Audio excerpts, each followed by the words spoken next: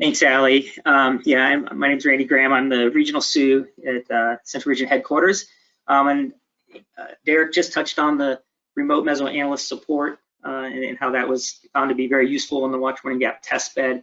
And so what I'm going to do today is kind of go over a review of what we've done over the past year with the remote mesoanalysis support, or RMA, and talk about what's new for 2022. And I want to give special thanks to Pat Spoden and the Southeast Sioux community, who kind of originally had the concept or the idea for this, and then Jenny Pittman, Chauncey Schultz, Tommy Grafenauer, and John Stockcotti, who've been kind of part of a mesoanalysis working group that helped come up with the plan that we all use today. So I also want to thank everybody in the field, the facilitators, the people that participated in the chat, the WFOs who had received support from the RMA and the feedback that you provided to us. I think the initiative went as well as possibly could be expected. It went extremely well. I'm not going to say it was perfect, but it was very beneficial and very useful. And we learned a lot last year, and we're going to implement some of the things we learned this upcoming season. So quick, just for background, for those of you that are not familiar, or even if you are familiar, just as a refresher for where this came from, there's really been this renewed emphasis on mesoanalysis in recent years, such as the OPG Mesoanalysis Bootcamp and the MEA course. And then also we wanted to really find a way to grow the knowledge and experience across Central Region to increase the number of at-bats that people have, do some peer-to-peer learning. And we had an AOP goal at Central Region to infuse mesoanalysis across the region. So two main goals. One is to expand the mutual aid concept to provide offices with supplemental mesoanalysis support, and also to expedite learning and sharing of mesoanalysis concepts through facilitated discussions that anybody can observe or participate in. So we're utilizing Google Chat so we can have an image sharing and it's archived. We have some real specific kind of rules of the room that are shared at the top of the chat. And we're really focused on the next 30 minutes to 2 hours of how things are going to evolve. Like where is convection going to initiate? How is the event going to evolve? What's the storm morphology going to be? Where is the tornado threat increasing, et cetera? And it's not a forum to second guess warning decisions. So with that background, let's talk about a little bit about how it's set up. So we have facilitators. You'll see on the graphic on the right that this is the conceptual diagram. The facilitators in the middle and is interacting in a large chat room with people from across the region. And then they would be the ones that convey the information to the WFOs. And anyone can participate in that large chat room that's on the left side there. That's where everybody can exchange ideas and have a discussion. Last year we had 16 remote mesoanalyst facilitators. We're gonna be up to 29 this year. So that's gonna help us out a lot to have more potential to cover more events. And then the concept is that from that chat, the facilitator distills the information, shares it to WFOs. And this in no way replaces mesoanalysis at the impacted WFOs. It's just designed to kind of supplement the local efforts when things get really hectic, or you want a second set of eyes, or not even more than a second set of eyes, you know, wisdom of the crowd in that chat room sharing information to your office that's being impacted by severe weather. It's also a place where you can ask questions of the crowd, of the group, about things that you're talking about in your office that you would like some input on. So we're going to do a couple Google polls, poll everywhere polls. And so the question here is, have you had the opportunity to participate in the CR Mesoanalysis chat room as a participant, a lurker, looking back at a past discussion, or receiving support during an event? So you can go to pollev.com/rgram936 to participate, or you can text rgram936 to the number 22333. And I'll just wait a minute here as some results come in. I'd like to know just how many of you out there have had the opportunity to at least participate in or look back at an event or receive support during an event. So I'll give this just another 30 seconds or so, and then we'll see what the results look like. I'm really curious to kind of get an idea what the cross section of folks on the call have experienced up to this point. And then be ready, we're gonna do another poll everywhere in just a couple slides. So all right, we're getting a pretty good number of responses now. Give it a few more seconds here. So we get about, I don't know, half the people on the call responding, then I'll go forward. All right.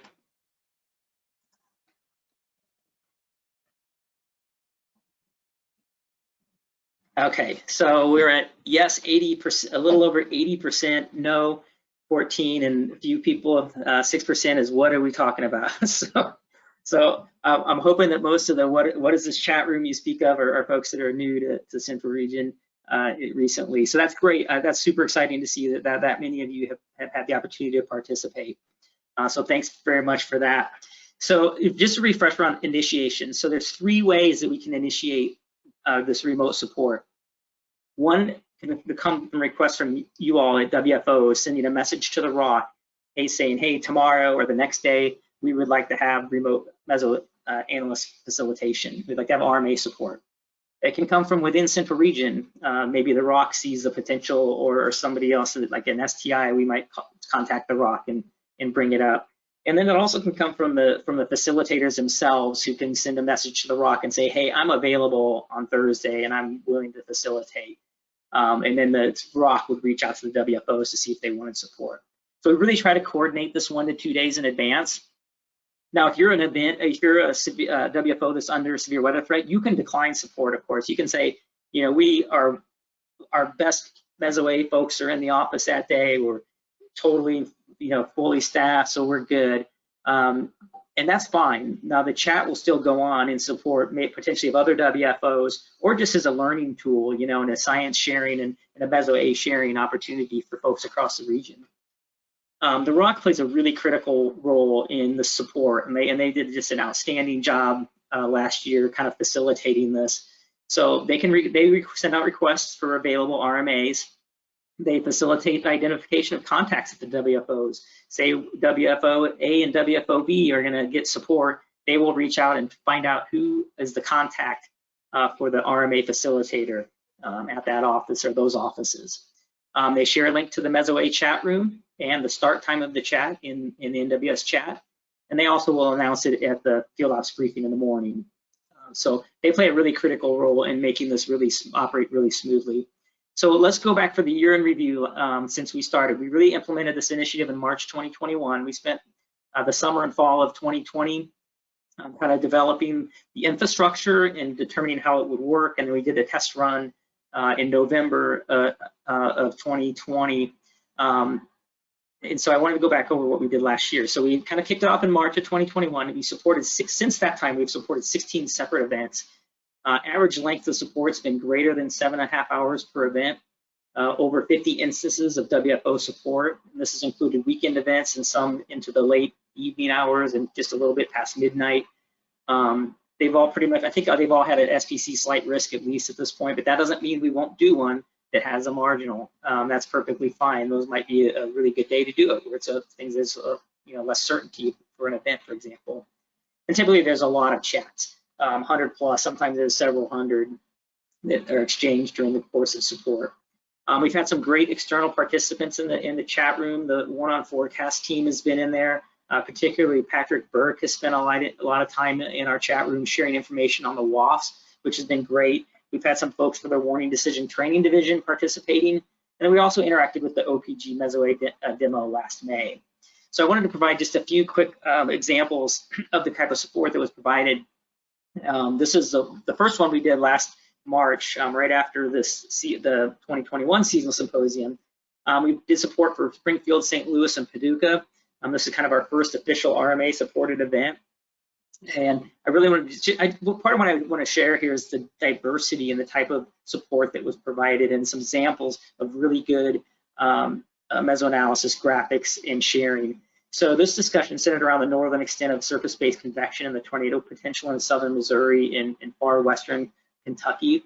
And I just wanted to have an example in the upper right there. This was an example of a great hand analysis from Corey Mead in Omaha when offices were stretched for time, and he was really able to provide some really valuable information by giving them a great surface analysis and then backing that up with the image you see in the lower right with some SPC mesoanalysis graphics. And there is a presentation that they did on this FTDT presentation that you can find, and these slides will be available, so you'll be able to find that link. Another event I wanted to point out was June 11th, 2021. This is primarily a wind event in eastern Kansas and western Missouri. And the discussion really focused on convective initiation and the event evolution. And this was a great example where John Stopcotty, if you look at the lower right hand side of that graphic, or the lower part of that graphic on the right, he put a box on the satellite image and said, "We'd like to get your thoughts on new development in the boxed area." You know, the question was about convective initiation, so it really directed the discussion towards the problem at hand. So this was a really good example of an RMA responding to office queries and also seeking Meso input from others on kind of a key question, and kind of this is a good example of how to kind of direct the conversation. This one was a really messy event in May 26, 2021. It was we supported North Platte, Goodland, Hastings, and Topeka. This was a mod risk day. And this was the discussion really centered around supercell to QLCS transition. It was a really tricky discussion about when that transition was going to occur. And in the lower right of the image there, or the lower part of the image on the right, you'll see that Patrick Burke is in the room providing some real good information about the WAF's output and kind of helping, you know, he's looking at this stuff every day. And so he really could provide some very useful input about the type of wins that the WAFs was outputting and how often he sees that in these type of events and that sort of thing. We also had the OPG Mesoanalysis demo participants in the chat room that day as well. And then the last one I'll show real quick, I'll go to some feedback, sorry. So some feedback that we got, really great addition to this situational awareness toolbox. All thoughts and insights were communicated and used as part of warning ops. These are kind of the type of feedback we got, the kind of representative of the feedback we got after events. I would often reach out to WFOs and ask for feedback from the forecasters that were working the event. Another comment was they found it very useful, especially when the local Meso here was multitasking. No question that RMA improved our situational awareness and warning service. This was a good one where somebody was just coming in on shift and kind of spinning up, and the environment was changing at that time frame. And it said repeated insights on the strong kinematics were very helpful. What you shared was exactly what was needed and was all used. This was where the tornado threat was increasing in the location right at the time as new folks were spinning up. Monitoring the chat can be a learning opportunity for younger staff. This is one of the reasons we wanted to start this up. Not only is it mutual aid, but it's also an opportunity to increase at-bats and share. Another comment, from an engagement perspective on our part, we found there's one more thing to do. So I wanted to acknowledge that this is something that we understand you have to take time to participate in at the local office, and it's part of, you know, something that you have to do is you're managing your workload. So I thought that was a very interesting comment. We did see several comments along those lines that this is not, you know, a zero workload process. Another comment, we used it partly to help SA, but also as a sounding board for ideas. So I think you get the idea what the cross section. Most of the feedback we got was overwhelmingly positive.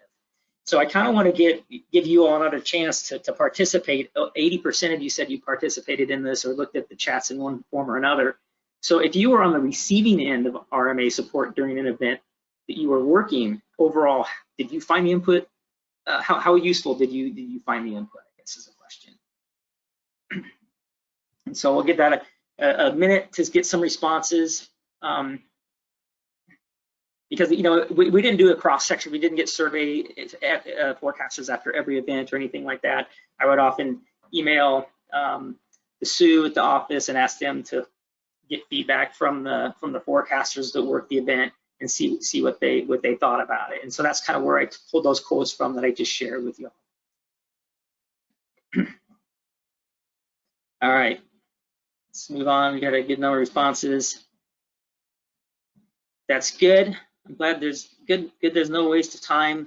Not surprised that there's not that useful in there, because it depends on the event. I think that's very true. Probably depends on the event and maybe how the interaction with the facilitator goes. But overall, we have 88%. They're saying it was useful or extremely useful. So that's great. That's great. Thank you. So we'll just wrap this up with a couple of kind of what's going forward this year. Not wanting to advance here. There we go. So lessons learned. We found that some preferred at the WFO level to just participate in the broader chat room as opposed to interfacing directly with the RMA, and that's totally fine. That's completely up to you all, if you want to be in the big chat room during an event or you want to just interact with the facilitator. So we did get some comments from forecasters that indicated that the discussion can be a little intimidating and thus they prefer to lurk. We really want to improve on that. We really want everyone to participate. And there's some things I'll talk about on the next slide we're going to try to do that hopefully will help in that regard. Because the discussion can get kind of high level for sure in the chat room. One thing we learned is there's a lot of interest beyond Central Region. We talked a lot with JJ Brost at OPG. We talked with Southern and Eastern Region. We're working a fair bit with Southern Region, which I'll address on the next slide. National STI, WDTD, the WASP group, SPC. We've had several discussions with them, and we have one coming up here next week, I believe, another one. And even the UK Met has reached out to us to kind of find out what we're doing because they have interest. So best practices, this is for everyone, and this is for facilitators and for folks that are participating in the chat. We really want the facilitators to ask leading questions or focus discussion on key areas or topics of concern, not just have a total free-for-all, but help guide the discussion. That example I had from John Sapkati, kind of focusing on convective initiation, is a perfect example of that. One thing we really want to do to kind of take maybe the intimidation factor that can be in there is that when anyone's posting mesoanalysis graphics, please provide context. What does it mean for storm evolution or the resultant severe threat in the next 30 minutes to 3 hours or whatever it is, instead of just posting a graphic like, oh, the bad wind profile is showing 50 knots at 2,500 feet at OAX. What does that mean, right? Why is that important? Why are we sharing that? So some context from the facilitators and the participants both to kind of share that information. We want to avoid getting too deep into storm structure analysis other than that which helps assess event evolution, like assessing the transition from supercells and upscale growth to a QLCS, for example. It's really designed to be focused on Meso-A and not total storm structure analysis. Obviously, there's a correlation there, but we have to be careful not to get too much into storm structure analysis in the radar data. And other things, annotating on imagery and graphics was very beneficial. And it can be very crudely done. You can load it in PowerPoint and get out the drawing tool and draw on it or put an arrow on something, but it really helps with understanding. But you can use whatever you want, but that's something that we found very useful. So going forward, and then I'll wrap up, additional facilitators we hope will increase opportunities for support this year. We're discussing future evolution with National STI, SPC in Southern Region. This is not going to stay a Central Region only initiative for very long, we don't believe. Maybe possibly this would be the last year that we kind of have our own flavor of this because there's such strong interest nationally in the initiative. We're really hoping, and Matt kind of touched on this, their interest in maybe chatting things a little bit more. We're kind of talking to them about maybe having them drop into the chat and in between their MDs and sharing things that they are seeing, because they have an internal dialogue going on the entire time between those MDs where they're basically chatting back and forth, and they might be able to help us out and drop some tidbits in the chat. So we're talking with them that maybe we'll see some limited participation, but no guarantees on that yet, we're not sure. One thing I want to point out, there's 2 WASP domains this year. There's going to be the typical WASP domain, and then there's going to be one that they run in the cloud. And the example on the left there is 2 WASP domains that were run on March 7th. So that's going to also increase our opportunities to get to look at the WASP output. And the last thing I'm going to say, we'll be testing the use of the AGL later this summer. They took this OPG AGL instance that was used in the Meso-A demo last year. Southern Region's done a bunch of work on it this winter and early spring, and we're going to maybe introduce this as part of our chat as a shared drawing tool in some limited manner later in the summer. So just a heads up that we may be having a shared drawing tool. And so with that, that's all I have today. Thanks so much for listening, and thanks again for everyone's participation in support of the initiative.